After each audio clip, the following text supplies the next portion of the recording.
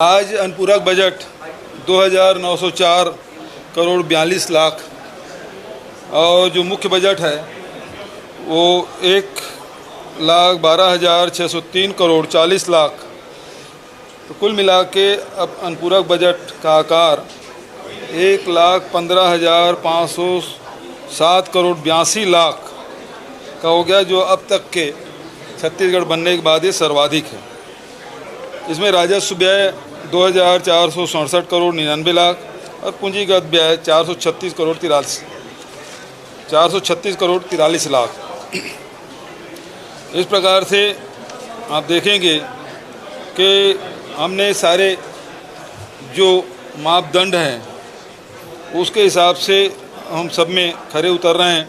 2021-22 में पूंजीगत व्यय 10,890 करोड़ है, जो कुल व्यय का 12.6% तथा अब तक का सर्वाधिक है। उसी प्रकार से बाजार ऋण जो कोविड कारण से 4,000 करोड़ रुपये लिए थे, उसमें से 3,000 करोड़ का भुगतान कर दिया गया। अब इस वर्ष शुद्ध बाजार ऋण केवल 1,000 करोड़ का है, जो वर्ष 2012-13 के बाद पिछले 10 वर्षों में सबसे कम है।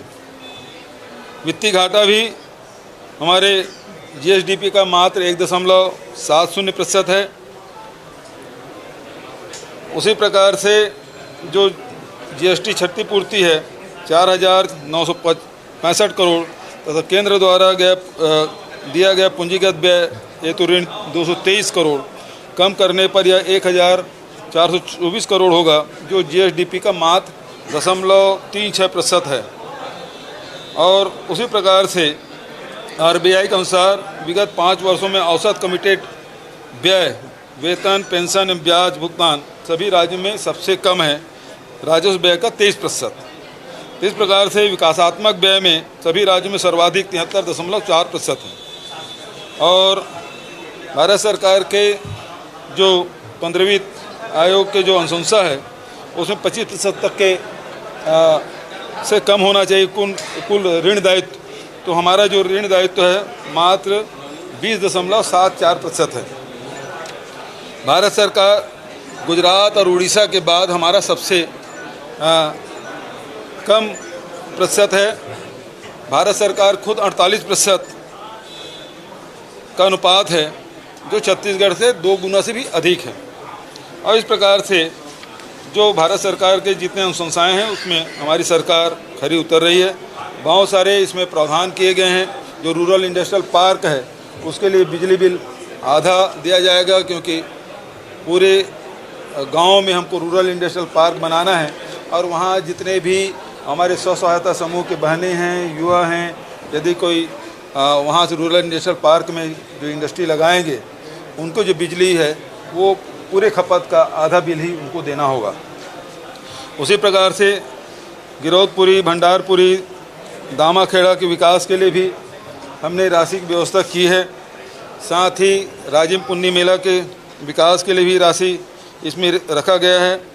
और जो रामायण समिति है उसके लिए भी प्रावधान इसमें किया गया है। मवेशी के लिए हरेली जो 28 तारीख को होगा उसमें गौमूत्र खरीदी जाएगी, जो 4 रुपया प्रति लीटर होगा। 163 मोबाइल वेटनरी यूनिट का भी संचालन जल्दी से प्रारंभ करेंगे। और साथ ही जो राशन दुकान है, जो दुकानदार हैं, उसके लिए डीलर संचालकों को 266 करोड़ का इसमें अनुपूरक में व्यवस्था की गई है। वो राशि भी उनको जल्दी मिलेगा। साथ ही हाट बाजार क्लिनिक योजना संचालन हेतु 300 चिकित्सकों की भर्ती की जाएगी। बहुत सारे हमारे हॉस्पिटल है उसका उन्नयन किया जा रहा है, नए जगह बनाए भी जाएंगे।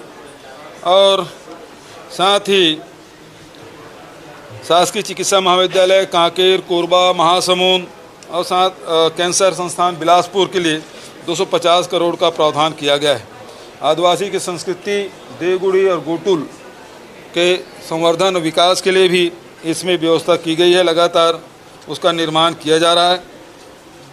स्वामी आत्मानंद अंग्रेजी स्कूल में भी भर्तियां की जाएगी। अभी तक के लगभग 1,64,379 विद्यार्थी पढ़ रहे हैं और इन स्कूलों के संचालन के लिए 9,098 शैक्षणिक स्टाफ एवं 2,585 गैर शैक्षणिक स्टाफ के पद स्वीकृत किए गए हैं। और उसके साथ साथ जो आदिवासी अंचल में दूर दूर से बच्चे आते हैं, तो जो समीपस्थ जो हॉस्टल है, आश्रम है, उसमें अतिरिक्त कक्ष बनाने के लिए 19 करोड़ के भी व्यवस्था किया गया है, ताकि ये बच्चे वहाँ रह भी सकें और अध्ययन कर सकें। कृषि पंपों के विद्युत जो शुल्क है, जो 6,000 और 7,500 3 और 5 हार्स पावर तक की जो छूट दी जाती है, उसके लिए भी बजट प्रावधान किया गया है 200 करोड़ का। घरेलू उपभोक्ताओं के लिए भी जो 400 यूनिट तक की बिजली बिल आधा है, उसमें 115 करोड़ का प्रावधान किया गया है। एकल बत्ती कनेक्शन जो 17 लाख BPL उपभोक्ता है, उसके लिए भी 84 करोड़ 63 लाख की व्यवस्था है। और उदय योजना अंतर्गत उसके जो कंपनी को हानि हो रही है, उसके लिए 100 करोड़ का प्रावधान।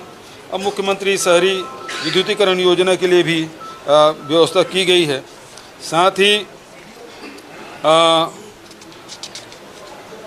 प्रदेश के में बहुत सारे स्कूल हैं जहां केवल एक शिक्षक हैं और पढ़ाई उससे प्रभावित हो रहा है, उसके लिए भी 10,000 पद स्वीकृति की घोषणा मैंने की है। बहुत जल्दी उसकी भर्ती की प्रक्रिया होगी। निर्माण कार्यों के लिए भी बड़ी राशि दी गई है। और साथ ही जितने भी अभी तहसील है, नए ज़िले बने हैं, उस सेटअप के भी प्रावधान इसमें किए गए हैं। तो जांच रोकने का काम तो वो कर रहे हैं, ईडी उनसे पूछताछ नहीं कर रही है। नान के जांच के लिए SIT गठन करते हैं, हाई कोर्ट में जाकर उसके नेता प्रतिपक्ष स्टे ले आते हैं। चुनाव मतलब जांच रोकने के लिए नेता प्रतिपक्ष जाते हैं कि इसे जांच नहीं होनी चाहिए। ईडी जांच नहीं करी। यहाँ के लाखों लोग जो चिट फंड कंपनी में पैसा जमा किए हैं, लगभग 6-6.5 हज़ार करोड़, ईडी कब जांच करेगी उसकी? मनी लॉन्ड्रिंग तो हुआ है यहाँ।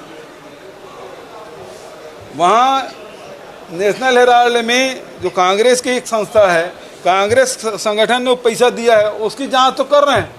लेकिन यहाँ छत्तीसगढ़ की जनता की गाढ़ी कमाई का पैसा है, जो मजदूर है, किसान है और तुम्हारे नौकरी पेशा लोग हैं, उनका पैसा 6.5 हज़ार करोड़ रुपया गया है। अभी बहुत मुश्किल हम 40 करोड़ रुपया वापस कर पाएँ।